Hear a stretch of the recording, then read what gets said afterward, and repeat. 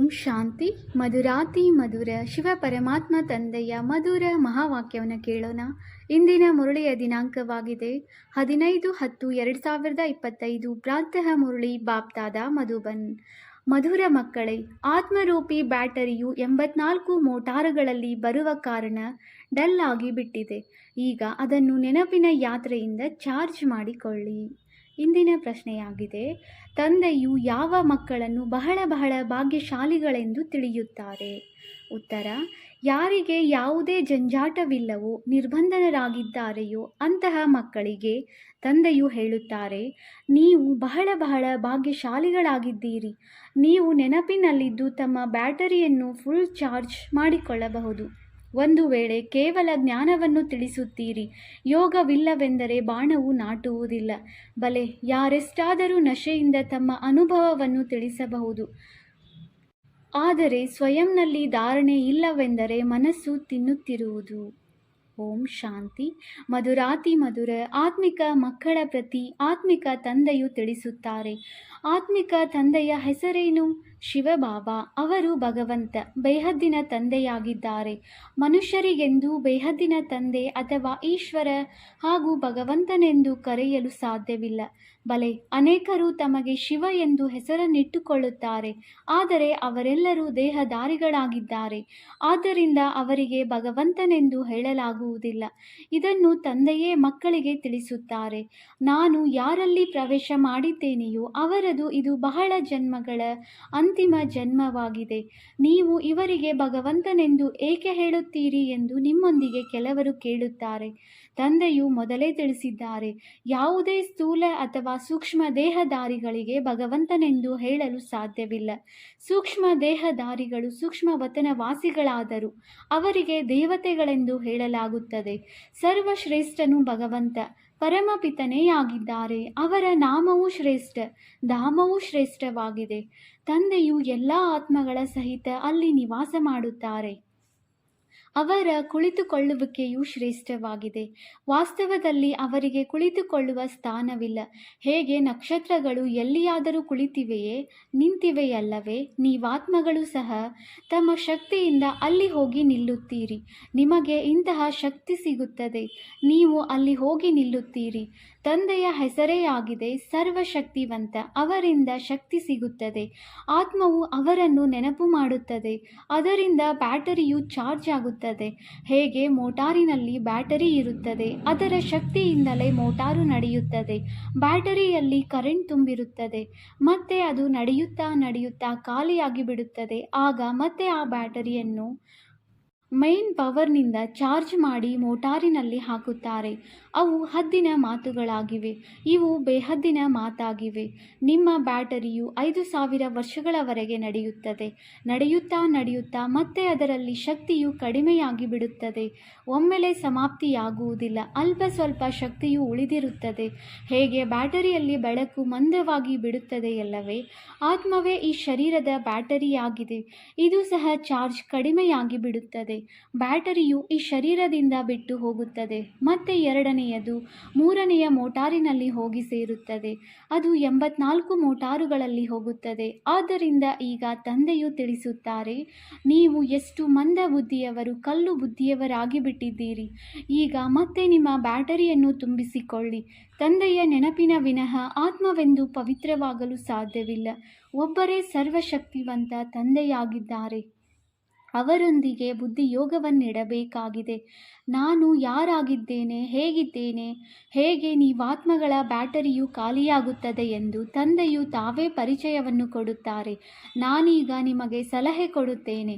ನನ್ನನ್ನು ನೆನಪು ಮಾಡಿದರೆ ನಿಮ್ಮ ಬ್ಯಾಟರಿಯು ಸತೋಪ್ರಧಾನ ಫಸ್ಟ್ ಕ್ಲಾಸ್ ಆಗಿ ಬಿಡುವುದು. ಪವಿತ್ರರಾದರೆ ಆತ್ಮವು 24 ಕ್ಯಾರೆಟ್ ಚಿನ್ನದಂತಾಗಿ ಬಿಡುತ್ತದೆ. ಈಗ ನೀವು ಮೇಣದಂತಾಗಿ ಬಿಟ್ಟಿದ್ದೀರಿ. ಶಕ್ತಿಯೆಲ್ಲವೂ ಸಮಾಪ್ತಿಯಾಗಿದೆ, ಆ ಶೋಭೆಯೂ ಇಲ್ಲ. ಈಗ ತಂದೆಯು ನೀವು ಮಕ್ಕಳಿಗೆ ತಿಳಿಸುತ್ತಾರೆ, ಮುಖ್ಯ ಮಾತಾಗಿದೆ ಯೋಗದಲ್ಲಿರುವುದು ಮತ್ತು ಪವಿತ್ರರಾಗುವುದು. ಇಲ್ಲದಿದ್ದರೆ ಬ್ಯಾಟರಿಯು ತುಂಬುವುದಿಲ್ಲ, ಯೋಗವು ಹಿಡಿಸುವುದಿಲ್ಲ. ಬಲೆ, ಅರ್ಧಂಬರ್ಧ ಜ್ಞಾನಿಗಳು ಅನೇಕರಿದ್ದಾರೆ, ಜ್ಞಾನವನ್ನು ತಿಳಿಸುತ್ತಾರೆ, ಆದರೆ ಆ ಸ್ಥಿತಿ ಇಲ್ಲ. ಇಲ್ಲಿ ಬಹಳ ನಶೆ ಇದೆ, ಅನುಭವವನ್ನು ತಿಳಿಸುತ್ತಾರೆ. ಆದರೆ ನಾನು ಏನು ವರ್ಣನೆ ಮಾಡುತ್ತಿದ್ದೇನೆ, ಆ ಸ್ಥಿತಿಯಂತೂ ಇಲ್ಲವೆಂದು ಮನಸ್ಸು ತಿನ್ನುತ್ತಿರುತ್ತದೆ. ಇನ್ನು ಕೆಲವರು ಯೋಗಿ ಆತ್ಮಗಳು ಇದ್ದಾರೆ. ತಂದೆಯು ಅಂತಹ ಮಕ್ಕಳಿಗೆ ಬಹಳ ಮಹಿಮೆ ಮಾಡುತ್ತಾರೆ. ತಂದೆಯು ತಿಳಿಸುತ್ತಾರೆ, ಮಕ್ಕಳೇ, ನೀವು ಬಹಳ ಬಹಳ ಭಾಗ್ಯಶಾಲಿಗಳಾಗಿದ್ದೀರಿ. ನಿಮಗಂತೂ ಅಷ್ಟು ಜಂಜಾಟವಿಲ್ಲ.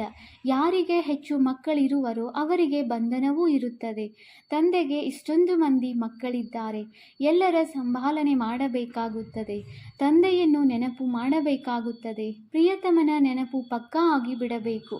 ಭಕ್ತಿ ಮಾರ್ಗದಲ್ಲಿ ಹೇ ಭಗವಂತನೆಂದು ನೀವು ತಂದೆಯನ್ನು ಎಷ್ಟು ನೆನಪು ಮಾಡುತ್ತಾ ಬಂದಿದ್ದೀರಿ. ಮೊಟ್ಟ ಮೊದಲಿಗೆ ಅವರ ಪೂಜೆಯನ್ನೇ ಮಾಡುತ್ತೀರಿ.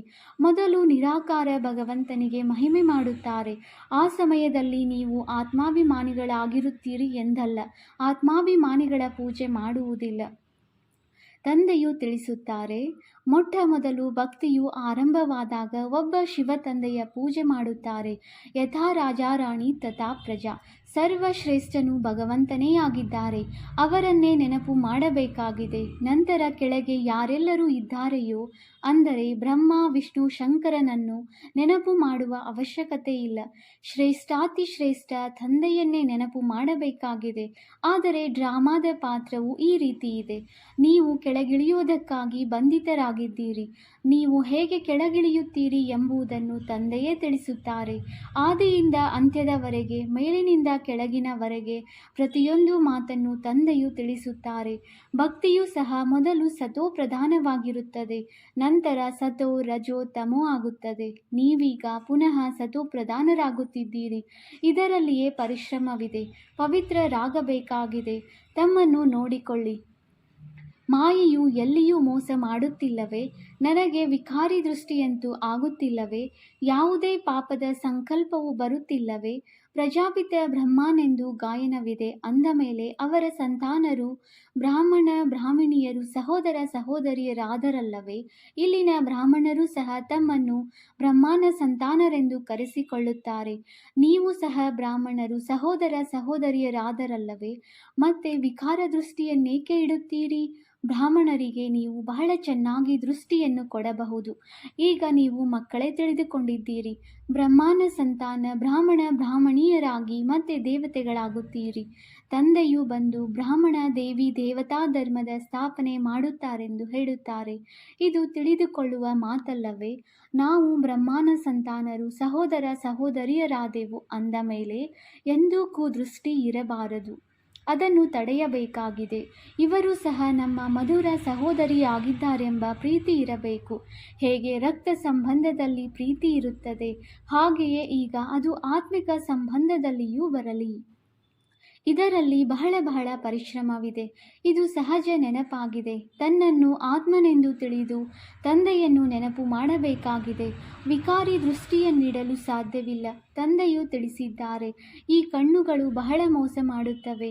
ದೃಷ್ಟಿಯನ್ನು ಪರಿವರ್ತನೆ ಮಾಡಿಕೊಳ್ಳಬೇಕಾಗಿದೆ. ನಾವಾತ್ಮರಾಗಿದ್ದೇವೆ. ನಾವೀಗ ಶಿವ ತಂದೆಯ ಮಕ್ಕಳಾಗಿದ್ದೇವೆ. ದತ್ತು ಮಾಡಲ್ಪಟ್ಟಿರುವ ಸಹೋದರ ಸಹೋದರಿಯರಾಗಿದ್ದೇವೆ. ನಾವು ನಮ್ಮನ್ನು ಬಿಕೆಗಳೆಂದು ಕರೆಸಿಕೊಳ್ಳುತ್ತೇವೆ. ಚಲನೆಯಲ್ಲಿ ಅಂತರವಂತೂ ಇರುತ್ತದೆಯಲ್ಲವೇ? ಟೀಚರ್ಸ್ನ ಕರ್ತವ್ಯವಾಗಿದೆ ತರಗತಿಯಲ್ಲಿ ಎಲ್ಲರನ್ನೂ ಕೇಳಬೇಕು. ನಮಗೆ ಸಹೋದರ ಸಹೋದರಿಯರ ದೃಷ್ಟಿ ಇರುತ್ತದೆಯೇ ಅಥವಾ ಏನಾದರೂ ಚಂಚಲತೆಯು ನಡೆಯುತ್ತದೆಯೇ ಎಂಬುದನ್ನು ನೀವು ತಿಳಿದುಕೊಂಡಿದ್ದೀರಾ?